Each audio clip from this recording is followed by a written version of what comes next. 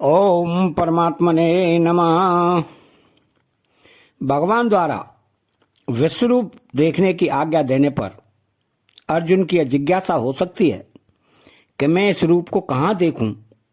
अतः भगवान कहते हैं कि एहैकस्थं जगत्कृत्सन्नं पश्याद्य चराचरम् मम देहे गुडाकेश यच्चान्य दद्रदुष्मिक्षसी। अर्थात गुडाकेश, निद्रा पर अधिकार प्राप्त करने से अर्जुन को गुडाकेश कहते हैं। यहाँ यह संबोधन देने का तात्पर्य है कि तू निरालस्य होकर सावधानी से मेरे विश्वरूप को देख। अहैकस्थम जगत कृत्सन्नम पश्याद्य सचराचरम मम देहे। अंत में भगवान ने कहा था कि मैं संपूर्ण जगत को एक अंश से व्याप्त करके स्थित हूं। इसी पर अर्जुन के मन में विश्वरूप देखने की इच्छा हुई। अतः भगवान कहते हैं, हाथ में घोड़ों की लगाम और चाबुक लेकर तेरे सामने बैठे हुए मेरे इस शरीर के एक देश अंश में चर अचर सहित संपूर्ण जगत को देख। एक देश में देखने का अर्थ है कि तू जहां दृष्टि डालेगा वहीं तेरे को अनंत ब्रह्मांड दिखेंगे। तू मनुष्य, देवता, यक्ष, राक्षस, भूत, पशु, पक्षी आदि चलने फिरने वाले जंगम, वृक्ष, लता, घास, पौधा आदि स्थावर तथा पृथ्वी, पहाड़, रेत आदि जड़ सहित संपूर्ण जगत को अद्य अभी इसी क्षण देख ले। इसमें देरी का काम नहीं है। तो यच्चान्य दद्र ष्टुमिक्षसी, भगवान के शरीर में सब बातें वर्तमान थी, अर्थात जो बातें भूतकाल में बीत गई हैं और जो भविष्य में बीतने वाली हैं, ये सब बातें भगवान के शरीर में वर्तमान थी। इसलिए भगवान कहते हैं कि तू और भी जो कुछ देखना चाहता है वो भी देख ले। अर्जुन और क्या देखना चाहते थे? अर्जुन के मन में संदेह था कि युद्ध में जीत हमारी होगी या कौरवों की।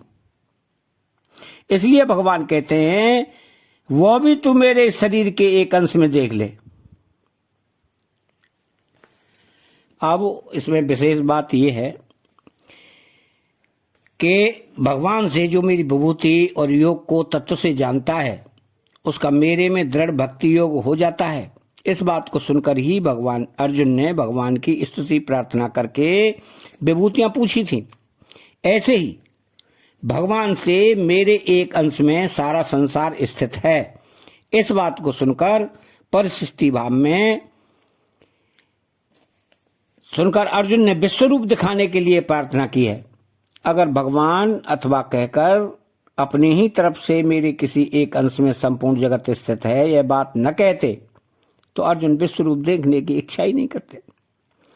जब इच्छा ही नहीं करते तो फिर विश्वरूप दिखाने के लिए प्रार्थना कैसे करते? और जब प्रार्थना ही नहीं करते तो फिर भगवान अपना विश्वरूप कैसे दिखाते? इससे सिद्ध होता है कि भगवान कृपा पूर्वक अपनी ओर से ही अर्जुन को अपना विश्वरूप दिखाना चाहते हैं। ऐसी ही बात गीता के आरंभ में भी आई है। जब अर्जुन ने भगवान से दोनों सेनाओं के बीच में रथ खड़ा करने के लिए कहा तब भगवान ने रथ को पिता में भीष्म और द्रोणाचार्य के सामने खड़ा किया और अर्जुन से कहा कि इन कुरुवंशियों को देखो, कुरून् पश्य। इसका यही आशय मालूम देता है कि भगवान कृपा पूर्वक गीता प्रकट करना चाहते हैं। कारण कि यदि भगवान ऐसा न कहते तो अर्जुन को शोक नहीं होता और गीता का उपदेश आरंभ नहीं होता। तात्पर्य है कि भगवान ने अपनी तरफ से कृपा करके ही गीता को प्रकट किया है। अब इसके परिशिष्ट भाव में भगवान अपने शरीर के एक अंश में संपूर्ण जगत देखने की आज्ञा देते हैं। इससे सिद्ध होता है कि भगवान श्री कृष्ण समग्र हैं और उनके एक अंश में संपूर्ण संसार है। रोम रोम प्रतिलागे कोट कोट ब्रह्मांड, यह भगवान प्रत्यक्ष दिखा रहे हैं। जब संपूर्ण संसार भगवान के किसी एक अंश में है तो फिर भगवान के सिवाय क्या बाकी रहा? सब कुछ भगवान ही है। इसलिए भगवान अर्जुन से कहते हैं कि तू जो कुछ भी देखना चाहता है वह सब तू मेरे विराट रूप में देख सकता है। अर्जुन युद्ध का परिणाम देखना चाहते थे, जिसको उन्होंने विराट रूप में ही देख लिया। अब भगवान ने 3 श्लोकों में 4-4 पद से अपना रूप देखने के लिए आज्ञा दी। इसके अनुसार ही अर्जुन आंखें फाड़ फाड़ कर देखते हैं और देखना चाहते भी हैं, परंतु अर्जुन को कुछ भी नहीं दिखता। इसलिए अब आगे के श्लोक में अर्जुन को न दिखने का कारण बताते हुए उनको दिव्य चक्षु देकर विश्व रूप देखने की आज्ञा देते हैं। तो न तुमाम शक्य से दृष्टु मने नैव स्वचक्षुषा दिव्यम ददामि ते चक्षो पश्य मे योगेश्वरम। अर्थात न तु माम शक्य से दृष्टु मने नैव स्वचक्षुषा, तुम्हारे जो चरम चक्षु हैं इनकी शक्ति बहुत अल्प और सीमित है।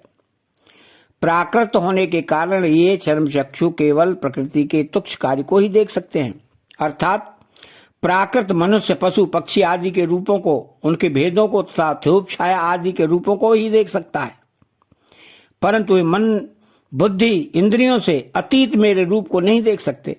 तो दिव्यम ददामि ते चक्षु पश्य मे योगेश्वरम, मैं तुझे अतीन्द्रिय अलौकिक रूप को देखने की सामर्थ्य वाले दिव्य चक्षु देता हूं, अर्थात तेरे इन चरम चक्षुओं में ही दिव्य शक्ति प्रदान करता हूं, जिससे तू अतीन्द्रिय अलौकिक पदार्थ भी देख सके और साथ साथ उनकी दिव्यता को भी देख सके। यद्यपि दिव्यता देखना नेत्र का विषय नहीं है, प्रत्युत बुद्धि का विषय है, तथापि भगवान कहते हैं कि मेरे दिए हुए दिव्य चक्षुओं से तू दिव्यता को अर्थात मेरे ईश्वर संबंधी अलौकिक प्रभाव को भी देख सकेगा। तात्पर्य है कि मेरा विराट रूप देखने के लिए दिव्य चक्षुओं की आवश्यकता है। पश्य क्रिया के 2 अर्थ होते हैं, बुद्धि विवेक से देखना और नेत्रों से देखना। तो भगवान ने पश्य मे योगेश्वरम कहकर बुद्धि के द्वारा देखने जानने की बात कही थी। अब यहां पश्य मे योगेश्वरम कहकर नेत्रों के द्वारा देखने की बात कहते हैं। जैसे किसी जगह श्री भगवत गीता ऐसा लिखा हुआ है, जिनको वर्णमाला का बिल्कुल ज्ञान नहीं है उनको तो उसमें केवल काली काली लकीरें दिखती हैं, और जिनको वर्णमाला का ज्ञान है उनको इसमें अक्षर दिखते हैं, परंतु जो पढ़ा लिखा है और जिसको गीता का गहरा मनन है उसको भगवत गीता ऐसा लिखा हुआ दिखते ही गीता के अध्यायों की, श्लोकों की, भावों की सब बातें दिखने लग जाती हैं। ऐसे ही अर्जुन को जब भगवान ने दिव्य चक्षु दिए तब उनको अलौकिक विश्व रूप था उसकी दिव्यता भी देखने लगी, जो साधारण बुद्धि का विषय नहीं है। यह सब सामर्थ्य भगवत प्रदत्त दिव्य चक्षु की ही थी। अब यहां एक शंका होती है कि जब अर्जुन ने कहा कि अगर मैं आपके विश्व रूप को देख सकता हूं तो आप अपने विश्व रूप को दिखा दीजिए, तब उसके उत्तर में भगवान को यह कहना चाहिए था कि तू अपने इन चरम चक्षुओं से मेरे विश्व रूप को नहीं देख सकता, इसलिए मैं तेरे को दिव्य चक्षु देता हूं। परंतु भगवान ने वहां ऐसा नहीं कहा। प्रत्युत दिव्य चक्षु देने से पहले ही पश्य पश्य कहकर बार बार देखने की आज्ञा दी। जब अर्जुन को दिखा नहीं तब उनको न दिखने का कारण बताया और फिर दिव्य चक्षु देकर उनका निराकरण किया। अतः इतनी झंझट भगवान ने ही की। क्यों? कि साधक पर भगवान की कृपा का क्रमशः कैसे विस्तार होता है यह बताने के लिए ही भगवान ने ऐसा किया है। क्यों? कि भगवान का ऐसा ही स्वभाव है। तो भगवान अत्यधिक कृपालु हैं। उन कृपा सागर की कृपा का कभी अंत नहीं आता। भक्तों पर कृपा करने के उनके विचित्र विचित्र ढंग हैं। जैसे पहले तो भगवान ने अर्जुन को उपदेश दिया, उपदेश के द्वारा अर्जुन के भीतर के भावों का परिवर्तन कराकर उनको अपनी विभूतियों का ज्ञान कराया। उन विभूतियों को जानने से अर्जुन में एक विलक्षणता आ गई, जिससे उन्होंने भगवान से कहा कि आपके अमृतमय वचन सुनते हुए मेरी तृप्ति नहीं हो रही है। तो विभूतियों का वर्णन करके अंत में भगवान ने कहा कि ऐसे तरह तरह की विभूतियों वाले अनंत ब्रह्मांड मेरे एक अंश में पड़े हुए हैं, जिसके एक अंश में अनंत ब्रह्मांड है, उस विराट रूप को देखने के लिए अर्जुन की इच्छा हुई, तो इसके लिए उन्होंने प्रार्थना की। इस पर भगवान ने अपना विराट रूप दिखाया और उसको देखने के लिए बार बार आज्ञा दी, परंतु अर्जुन को विराट रूप दिखा नहीं। तब उनको भगवान ने दिव्य चक्षु प्रदान किए। सारांश यह हुआ कि भगवान ने ही विराट रूप देखने की जिज्ञासा प्रकट की। तो जिज्ञासा प्रकट करके विराट रूप दिखाने की इच्छा प्रकट की। इच्छा प्रकट करने पर विराट रूप दिखाया, तो अर्जुन को नहीं दिखा, तो दिव्य चक्षु देकर उनकी पूर्ति की। तात्पर्य यह निकला कि भगवान के शरण होने पर शरणागत का सब काम करने की जिम्मेदारी भगवान अपने ऊपर ले लेते हैं। अब पश्य क्रिया के दो अर्थ होते हैं, जानना और देखना।